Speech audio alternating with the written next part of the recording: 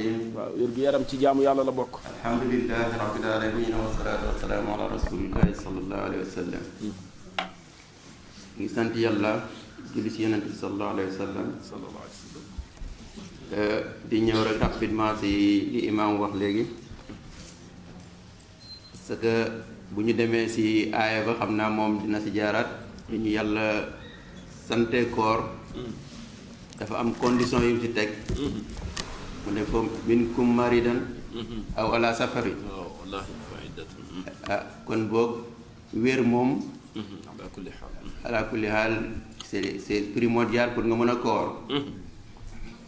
su ko defee question bi njëkk a laajte mooy lan mooy wér ndax am na feebar yoo xam ne mun na ànd ak koor wala am na yoo xam ne mënul ànd ak koor yi mënul ànd ak koor am na yenn yuñ ci énuméré bokk na ci feebar yi nga xamee ne ñoo gën a sonal suñu population bi muy diabète donc moom lañ teg ci kaw wante du diabète jëm nag parce que diabète dafa am ñaar diabète type 1 ak type 2 buñ koy méngale ci olof mooy ñi nga xamee ne dañuy pikiiru ak ñi nga xamee ne duñu pikiiru ñi nga xamee ne dañuy pikiiru ñooñu moom dañ ne systématiquement waruñu woor ndax àndul ak koor ñu indi ci après lu mel ni hypertension ñooñu tamit seen physionomie yaram da leen di empêcher ñu woor bokk na ci aussi ñi nga xamee ne dañu am insuffisance rénale ñooñu aussi méngoowul ak koor gi bokk na ci ñi nga xamee ne dañu am cancer nga xam ne moom itamit bokk na ci feebar yi nga xamee ne sonal na suñu population bi fi ñu toll am yoo xam ne dañ ko indi en moindre degré mooy ñi nga xamee ne mooy jigéen ñi nga xamee ne dañu toll diggante bu ñu waxee tollu diggante nag mooy ëmb waaw parce que ñi gis règle moom l'islam da leen ni ci ñu bàyyi koor ba loolu passé donc jigéen ñi tollu diggante mooy ñi nga xam ne dañu ëmb wala ñuy nàmpal ëmb bi ndax dañuy sóoraale xale bi nga xamee ne moo nekk ci biir waaw parce que yaay ji moo ko war a alimenter su ko defee ñooñu dañuy leen jéggal ñu bañ a woor pour bañ a lor xale bi parce que yàlla moom lépp loo xam ne rek day loraare rek da koy dindi walay waxee ne teguma kenn lu mu mënul su ko defee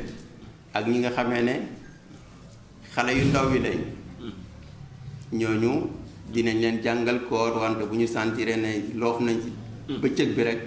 war nañu mën a dog ndax ñoom dañuy am croissance bi ñu soxla te croissance boobu alimentation bi moo koy indi bokk na ci boo xam ne c'est moindre degré mooy ñi nga xamee ne dañu am biir buy daw ñu ne pour lan ñi nga xamee ne dañu am biir buy daw ñu ne parce que ndox bi day génn te ndox bi bu génnee nga boole ko ak koor gi da nga déshydraté tewu te boo déshydraté woo dina indi yeneen complication yu mu mën a jur su ko defee ak mag ñi nga xamee ne seen kattan dafa néew donc ñooñu tamit bu ñu munee ñàkk woor moo gën am naa imam dina ci ñëw ñooñu tamit yàlla am na lu mu leen digal ñu def noonu su ko defee bu ñu wooree nag woor nañ léegi ba jant bi soo léegi nag day am beneen phénomène bu ñëw mooy phénomène dog bi ak naka la ñuy dogee ak lan la gën ci ñun gis nañ ci yonent bi sallallahu alayhi wa sallam mu diggaloon ñu ñuy dogee tàndarma mu wax ci ñett juróom ba juróom-ñaar waaye bu ñu demee ci science aussi dañuy gis ne ndekkee lim ñu diggaloon loolu la ndax teneur bi nga xamee ne en sucre mu nga xamee ne am na ci ak bénéfice bi nga xamee ne moom la tàndarma di jur boo seetloo tàndarma day jox plus d'énergie nit ki pour kàttanam dellu siwaat ci lu gaaw moo tax boo dogee ak tàndarma rek da ngay gis ne da nga amaat beneen souffle boo xam ne dellu siwaat na sa yaram waaw et pourquoi bul dépasser cette tàndarma yi cette tàndarma yooyu sax dañ ko tënk ci science ci journée bi ci journée bi pas man dogee naa cette tàndarma waruloo ko jëlandoo benn yoon. non pas lu ëpp loolu ci bés bi boobu waaw lu ëpp loolu. lu ëpp loolu ci bés bi waroo ko lekkandoo benn yoon. waaw ci bés bi ci bis bi. ci bés bi ci bis bi waroo ci lekk set. waaw su ko defee boo dogee ak tàndarma bu noonu bëgg nañ nga naan ndox bu tàng pour permettre viscères yi mooy buutit yeeg yooyu ñu reconstituer waat ubbeekuwaat pour mun a xaar yi nga xamee ne suñu mbokk siise yi ñoom lañ gën a taamu. macha allah waaw ak njóobeen yi. ak njóobeen yi boobu. macha allah waaye lépp li nga xamee ne ñun moom la ñu gën a bëgg muy pâtisserie bi yu saf suukar yooyu ak yu bëri yooyu buñ ko munee wàññi moo gën waaw defoon ay fonde wala lu mel ni soupe yooyu moo gën que ay pâtisserie beeg yu ma xamul yooyu ay croissant yooyu noonu xamee ne ñun moom yooyu lañ gën a taamu nag mais nag yooyu moo gën a bon si nit ñi su ko defee aussi bëgg nañ nga wàññi xorom bi ak suukar bi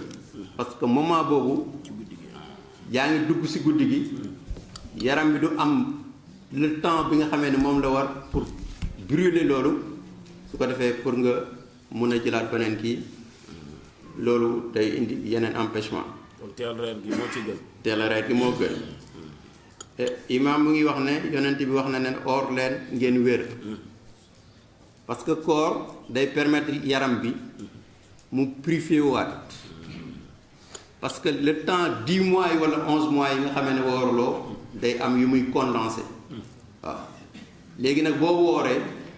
xam nga yaram bi li mu soxla woon lekkuloo ci bëccëg bi da koy puiser ci stock bi nga amoon ci biir yaram brûler graisse yooyu moo tax koor boo seetee ne